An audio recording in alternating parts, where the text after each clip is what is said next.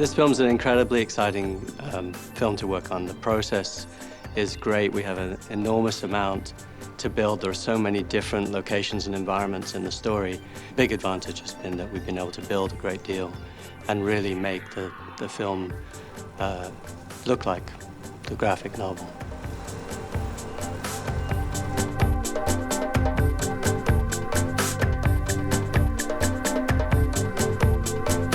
During the riot, the inmates are now out of their cages. They're running the asylum. Dan and Laurie, in their outfits, land here, and they see that, and they start coming like this. When we came through first, none of this was here.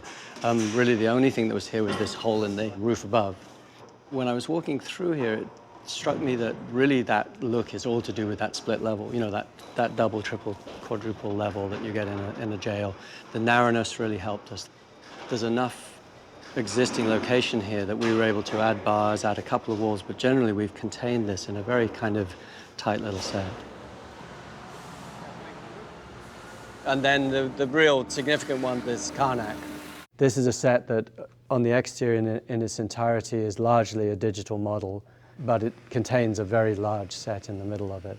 And then in that set, much like his office, we have this very modern architecture for the 80s mixed with this kind of museum-like space for antiquities and giant sculptures. But it's a very polished space and a quite difficult thing to build because it's got sloping walls that had to be very, very light, but look very, very heavy.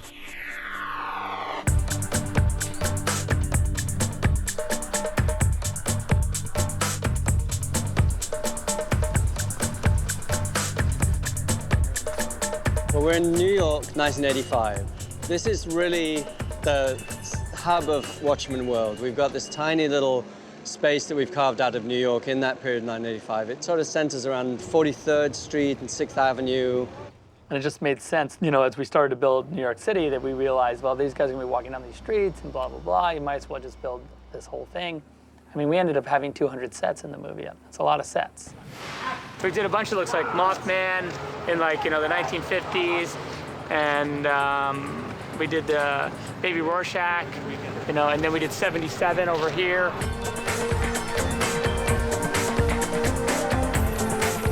And then this was all 85, and I think they all have their own distinct sort of thing happening.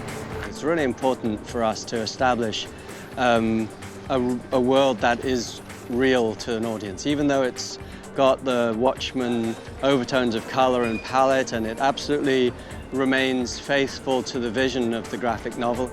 Building by building, you go through and you build a layer, let it sit, let it age, let the rain hit it for a little while, then come back and do another layer. Everyone on my crew, the painters, the artists, the graphic designers, the prop masters, they're all taken a huge amount of time studying the graphic novel.